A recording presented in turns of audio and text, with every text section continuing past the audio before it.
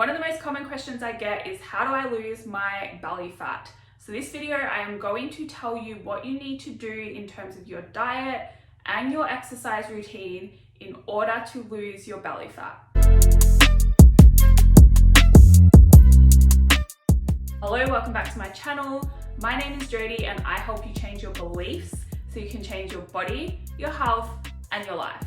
This video, I want to tell you what you need to worry about in terms of your nutrition and your training in order to lose your belly fat. It doesn't matter who you are, if you're super overweight or if you're skinny fat, if you have stubborn fat, you can lose your belly fat, but you do need to be taking the right strategy in terms of your nutrition and your training based on where you're at right now. And what I mean by this is if you are overweight versus if you are skinny fat, you need different strategies. If you are someone that is stuck eating 1200 calories a day and you have belly fat and you have plateaued on 1200 calories a day, you probably need a different strategy as well. It's really important before you jump into a plan to understand that everyone is different. Everyone has a different dieting history, a different body, a different starting point. One of the most common mistakes I see, especially with new clients, is their food intake doesn't match their goal. If you want to change your body, especially if you want to get a flat stomach, you need to be eating the right amount of food for your goal based on where you're at right now. So that pretty much covers the first step that you need to take in order to lose your belly fat. You need to be eating the right quantity of food for you. Now, if you are overweight, you need to eat in a calorie deficit. Now, you can't magically say, I want to lose fat from only this area of your body. Fat loss is going to happen from all over your body at the same time, but not really at the same time, because what you're going to find is you have to eat in a calorie deficit, and when you're eating in a calorie deficit, you will start losing body fat depending on your genetics and your hormones and where you tend to store more fat. You are going to find that you will lose fat from different regions of your body more easily than others. But you can't control this no matter what exercise you're doing, no matter what food you are eating. You need to eat in a calorie deficit if you're overweight and you want to get a flatter stomach, and the rate that this happens is going to vary depending on you. So you need to be patient, trust the process, and just keep eating the calorie deficit. And if you're measuring progress correctly, what you will find is over time, you will find that your waist measurement, if you get a measuring tape and put it around your belly button, that measurement is going to decrease. And it's probably going to take months, 2 years, depending on how overweight you are. Now that is really it. You need a calorie deficit. You don't need to worry about any fat burners or fancy shakes or any special exercises, because you cannot spot reduce fat from this area. Your body functions as a whole unit. You can't just tell it to lose fat only from here and keep it here. Like, it doesn't work like that. When it comes to stubborn fat, what happens there is your fat cells have different receptors on them. And so stubborn fat cells are actually harder for the body to mobilize fat from to burn it for fuel than what non-stubborn fat cells are. So your body is going to mobilize fat from the non-stubborn cells first, then eventually it will have to use fat from the more stubborn cells. Now, if you are skinny fat, you likely have lean legs and arms, but you have a whole lot of fat around here and you look good in clothes and people say you're skinny or you look great, what do you need to worry about? But when you take off your clothes, you feel really insecure and self-conscious, especially around here.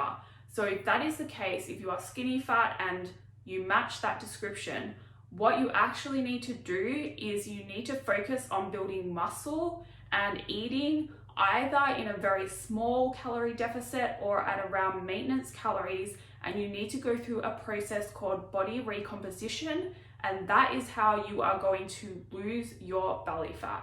If you want to know more about body recomposition, I am going to link an article in the description box. I might actually make a video on it soon as well. So that's the first thing you need to worry about in order to lose your belly fat. That is all. You don't need to worry about when you're eating or how many meals a day you're eating. You just need to be eating the right amount of food. If you're overweight, that's going to be a calorie deficit. If you are skinny fat, that is probably going to be around your maintenance calorie intake. When it comes to food selection, I will say one thing, and that is you want to choose foods that make you feel good, especially if you want to lose your belly fat, because what can often happen is you eat foods that actually cause inflammation inside your body, or they cause you to get bloated. They don't actually suit you well. Food allergies and intolerances are very common, and usually it is not gluten or dairy or the obvious things. For example, if I put spring onion on my eggs, every time I have spring onion on them, I get bloated. Constantly eating foods that make you feel bloated, it's very easy to mistake that for excess fat around here. And even if you're eating in a calorie deficit and losing body fat, you might mistake the progress that you're making for a lack of progress, because you're holding on to all this water around here because you're bloated from the food you're eating. So it's really important to be able to identify bloating versus stomach fat, because they are different. Anyway, enough about food selection. Let's talk about exercise. So this is kind of like step 2, right? If you want to lose body fat, you need to be eating the right amount of food first and foremost, but then you really want to work on strengthening your core and building your abdominal muscles. That is what is going to help you get a nice, tight looking stomach. So the best exercise to do this is weight training. You don't need to worry about cardio or HIIT workouts or doing piles of crunches and sit-ups. You should focus on doing a weight training program with a lot of compound lifts in there and building muscle all over your body, and then doing some specialized ab work. But the ab work only really needs to be done 1 or 2 days a week, depending on where you're at. And when you're doing ab exercises, it is very important to have the right form. When you're doing any exercise, form matters the most, and then making sure you're making progress with that correct form.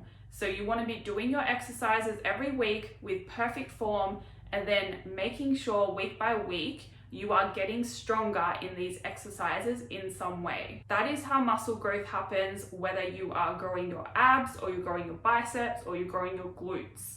You need to be focusing on progressive overload. So week by week, focusing on getting stronger in some way. Now, a common question I get with this is, can I work out from home and get abs? The answer is yes, but you need to be applying that principle of progressive overload still. You need to be following a structured program, even if you are just doing ab exercises, and making sure you are progressing in those exercises. Remember, you cannot spot reduce fat. So even if you do lots of crunches or sit-ups and you feel it burning in this area, that's just lactic acid. It is not fat burning. So for best results, you want to be following a weight training program that has lots of compound movements and some direct ab work in there as well. So that's really it. When it comes to losing belly fat, you need to eat the right quantity of food. Make sure you're measuring progress correctly. The progress that you're measuring should be your waist measurement and then your strength in the gym.